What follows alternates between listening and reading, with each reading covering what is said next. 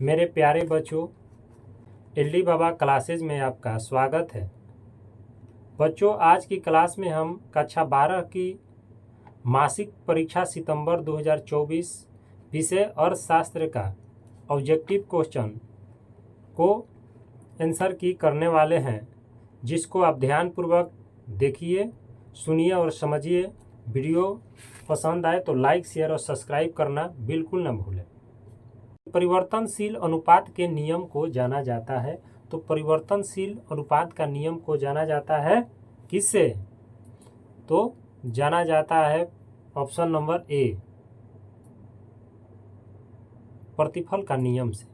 अगला प्रश्न है कि परिवर्तनशील अनुपात के नियम में कितनी अवस्थाएं होती है? तो परिवर्तनशील अनुपात के नियम में 3 अवस्थाएं होती है। तो ऑप्शन नंबर सी इसका आंसर हो जाएगा। अगला प्रश्न है कि जब सीमांत उत्पाद एमपी ऋणात्मक होता है तो कुल उत्पाद टीपी क्या होता है? तो इसका आंसर होगा ऑप्शन नंबर डी, कुल उत्पाद टीपी घटता है। अगला प्रश्न है कि जब औसत उत्पाद एपी अधिकतम होता है तो सीमांत उत्पाद एमपी क्या होता है? तो इसका आंसर होगा ऑप्शन नंबर ए, औसत उत्पाद के इसका ऑप्शन नंबर कितना होगा? ए होगा।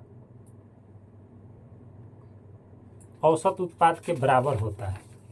अगला प्रश्न है कि किन्स का रोजगार सिद्धांत निम्नलिखित में से कारक पर निर्भर करता है? तो इसका आंसर होगा ऑप्शन नंबर ए, प्रभावपूर्ण मांग। अगला प्रश्न है कि किन्स के अनुसार विनियोग से अभिप्राय है? क्या अभिप्राय है? तो ऑप्शन नंबर सी, ए और बी दोनों, वित्तीय विनियोग से और वास्तविक विनियोग से। अगला प्रश्न है कि सीमांत उपभोग प्रवृत्ति प्लस सीमांत बचत प्रकृति बराबर क्या होता है? तो इसका ऑप्शन नंबर सी, एक। अगला प्रश्न है कि सीमांत उपभोग प्रकृति एमपीसी निम्न में से कौन है? तो इसका ऑप्शन नंबर बी होगा। अगला प्रश्न है कि उत्पादन फलन में उत्पादन किसका फलन है? तो इसका ऑप्शन नंबर बी होगा, उत्पत्ति के साधनों का। ऑप्शन नंबर बी क्या होगा? उत्पत्ति का साधनों का। अगला प्रश्न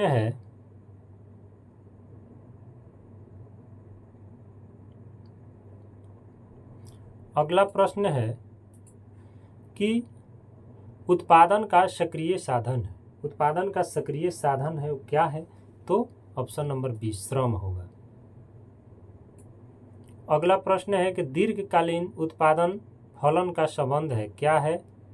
तो ऑप्शन नंबर डी, परिवर्तनशील अनुपात के नियम से। ऑप्शन नंबर डी क्या होगा?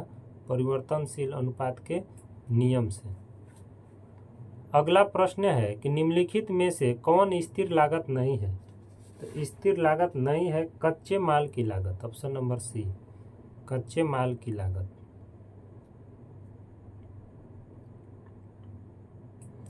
अगला प्रश्न है कि अल्पकालीन औसत लागत वक्र का आकार होता है। वक्र का आकार होता है क्या? तो ऑप्शन नंबर सी, यू आकार का। अगला प्रश्न है कि अवसर लागत वैकल्पिक नाम है, क्या है? तो ऑप्शन नंबर ए, आर्थिक लागत। अगला प्रश्न है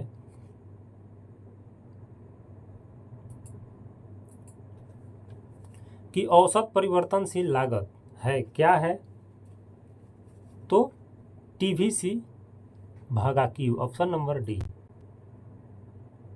अगला प्रश्न है कि उपभोग फलन किसके बीच फलनात्मक संबंध है? तो इसका आंसर होगा उपभोग एवं आय का। Option number C. अगला प्रश्न है कि यदि उपभोग सी बराबर 450 तथा आय बराबर 1000 रुपये हो तो औसत उपभोग प्रवृत्ति क्या होगी? तो औसत उपभोग प्रवृत्ति क्या होगी? तो इसका आंसर होगा 450, ऑप्शन नंबर सी। अगला प्रश्न है कि गुणक है, गुणक बराबर, तो ऑप्शन इसका नंबर बी होगा, बी आंसर होगा। अगला प्रश्न है कि निम्नलिखित में से किसको स्थिर लागत के नाम से भी जाना जाता है? तो इसका आंसर होगा ऑप्शन नंबर सी, प्रत्यक्ष लागत। क्या होगा? प्रत्यक्ष लागत। अगला प्रश्न है कि वाई अक्ष पर एक ही बिंदु से शुरू होने वाले दो लागत वक्रों की पहचान करें। तो इसका आंसर ऑप्शन नंबर डी होगा। अगला प्रश्न है कि कौन सा वक्र स्थित लागत से प्रभावित नहीं होता है? तो इसका ऑप्शन नंबर ए होगा, एमसी वक्र। अगला प्रश्न है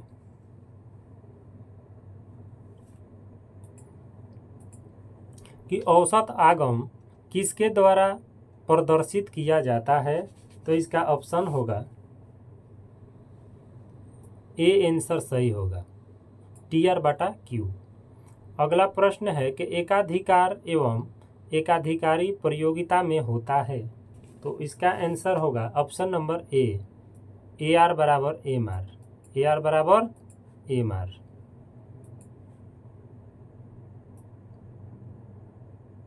अगला प्रश्न है कि पूर्ण प्रतियोगिता में होता है क्या? तो ऑप्शन नंबर ए, AR बराबर MR। नहीं, सॉरी, इसका प्रश्न गलती है। एकाधिकार एवं एकाधिकारी प्रतियोगिता में होता है, क्या होता है? तो इसका आंसर होगा ऑप्शन नंबर सी। अगला प्रश्न है कि पूर्ण प्रतियोगिता में है, क्या है? तो AR/MR, ऑप्शन नंबर ए। अगला प्रश्न है कि किस बाजार में AR वक्र एक्स अक्ष के समांतर होता है? तो इसका आंसर होगा option number B, option number B, एकाधिकार। अगला प्रश्न है कि मूल आर्थिक क्रिया है, मूल आर्थिक क्रिया क्या है? तो वस्तुओं एवं सेवाओं का क्रय मूल्य, विक्रय मूल्य, ऑप्शन नंबर सी। अगला प्रश्न है कि मूल आर्थिक क्रिया है, तो मूल आर्थिक क्रिया क्या है? तो वस्तुओं एवं सेवाओं का क्रय मूल्य। अगला प्रश्न है कि बंद अर्थव्यवस्था वह है जहां न ही निर्यात और न ही आयात होता है, उसे क्या कहते हैं? बंद अर्थव्यवस्था। अगला प्रश्न है कि यदि सभी साधन परिवर्तनशील है तो उत्पाद फलन होगा, क्या होगा? तो दीर्घकालीन होगा, ऑप्शन नंबर ए होगा इसका। तो आज का क्लास हम इतना ही प्रश्न से समाप्त करते हैं। धन्यवाद।